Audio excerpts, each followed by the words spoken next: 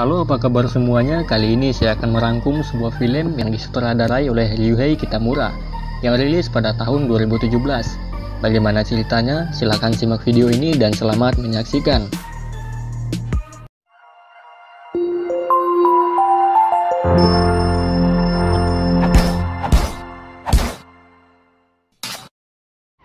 Film diawali dengan memperlihatkan sebuah mobil yang mengalami hilang kendali, yang ternyata mobil tersebut mengalami pecah ban. Beruntung mobil yang berisikan 6 orang tersebut tidak mengalami kecelakaan, dan kemudian semua penumpang mobil tersebut turun dan mengecek kondisi mobil tersebut. Dan benar saja, kondisi ban mobil itu sudah pecah. Kemudian mereka sempat berdiskusi sejenak dan terlihat biasa saja. Sebelumnya saya perkenalkan siapa saja nama ke-6 orang tersebut. Yang pertama adalah pria berbaju biru bernama Jeff, wanita berbaju pink dengan rambut panjang bernama Sarah, kemudian Karen, Jody, Eric, dan Todd tidak pakai ngen adalah pacarnya Sarah. Kemudian Sarah sebagai seorang anak alay yang dikit-dikit selfie langsung mengabadikan momen mereka untuk diposting ke status BBM-nya. Lalu Karen dan Sarah berpencar untuk mencari sinyal, namun hasilnya nihil. Eric sendiri pergi mencari tempat untuk buang air kecil, dan Todd sempat-sempatnya indihoy bersama Sarah. Jeff yang hanya bekerja sendirian mengganti ban mobil tersebut mengalami kesulitan, karena ban mobil tersebut menggelinding dengan sendirinya, kemudian dibantu oleh Todd untuk mengejar ban mobil tersebut. Kemudian Jeff dibuat heran dengan melihat sebutir peluru yang berada di dekatnya. Dan Sarah berniat untuk mengecek apa yang terjadi. Namun Sarah dikagetkan saat melihat Jeff sudah tewas menggenaskan. Tak lama kemudian Sarah juga mengalami nasib yang sama. Sebelah matanya tertembak dan kembali mendapat tembakan, sehingga Sarah tewas seketika. Dan dapat disimpulkan ini adalah ulah dari seorang sniper. Kemudian 4 orang yang tersisa berinisiatif untuk mengambil tempat untuk bersembunyi.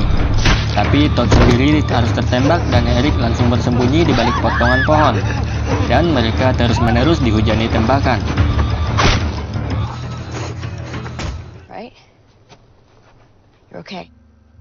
Kemudian Todd berusaha mencari sinyal dengan cara menghubungkan tongsis ke handphone tersebut untuk mendapatkan posisi yang pas. Sayangnya saat baru saja telepon tersebut terhubung dengan 911, handphone tersebut harus hancur ditembak oleh orang misterius tersebut.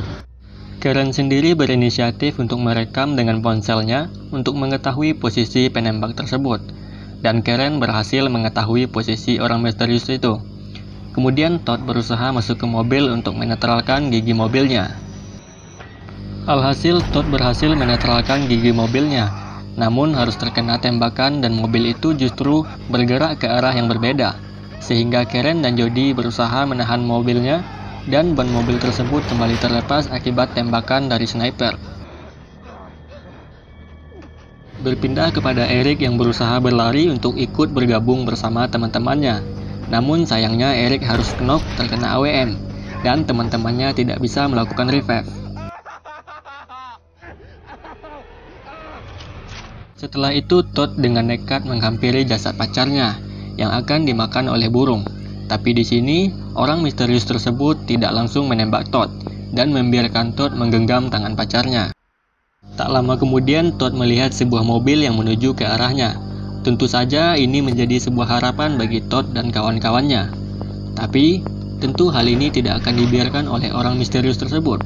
Dan benar saja, orang misterius itu menembak Todd dan tewas di sebelah pacarnya.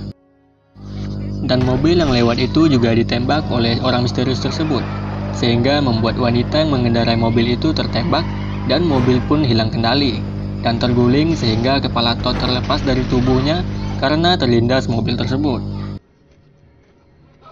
Karen dan Jody sendiri harus menyaksikan teman-teman dan orang-orang tersebut mati secara mengenaskan, tepat di depan matanya. Singkat cerita, malam pun tiba. Karen memiliki ide untuk membuat api yang akan menimbulkan asap, sehingga penembak tersebut tidak dapat melihat mereka. Hal ini didasari pengetahuan Karen sebagai seorang anak militer, bahwa asap tidak dapat ditembus oleh penglihatan ataupun teropong pengintai malam hari. Kemudian Jody langsung menyirami jok mobil yang sudah mereka sobek tersebut dengan bensin dan Karen membakar sebuah kertas dan melemparnya ke dalam mobil, sehingga kebakaran itu menimbulkan asap tebal sehingga membuat penembak tersebut kesulitan memantau Karen dan Jody. Dia pun kesal dan menghujani tembakan tersebut kepada mobil. Beberapa saat kemudian, Karen melihat kedatangan mobil polisi yang menandakan bahwa panggilan 911 mereka tadi berhasil tersambung dan dilacak oleh pihak kepolisian. Namun sangat disayangkan, singkat cerita polisi itu harus ikut tertembak dan menewaskan polisi tersebut. Melihat hal ini, Karen berinisiatif untuk berlari ke arah mobil polisi itu dengan tujuan mengambil alih mobil dan kabur. Tapi orang misterius tersebut berhasil menembak Karen dan tewas seketika.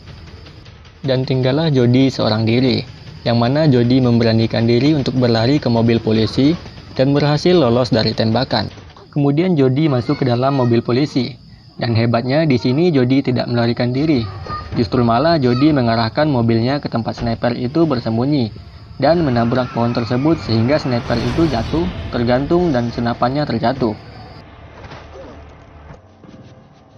Jody pun keluar dari mobil dan mengambil senapannya, tapi di sini sniper itu berhasil melepaskan diri dari gantungannya dan mendekati Jody. Di adegan ini sedikit menegangkan bagi Jody, karena Jody sebelumnya tidak pernah bermain PUBG atau game burik, sehingga Jody kesulitan memompa peluru AWM-nya. Tapi untung saja Jody berhasil menarik pelatuk senapannya, dan orang tersebut harus mendapat tembakan berkali-kali yang membuat orang itu harus knock. Namun tak puas dengan itu, Jody masih saja mengeksekusi orang itu untuk melampiaskan amarahnya dengan memukul kepala orang itu dengan pegangan senapan, sampai kepala orang tersebut hancur seperti sambal geprek. Tapi sialnya, saat Jody memukul kepala orang itu untuk terakhir kalinya, malah pelatuk senapan tersebut tertekan, sehingga mengeluarkan peluru dan Jody tertembak di bagian lehernya.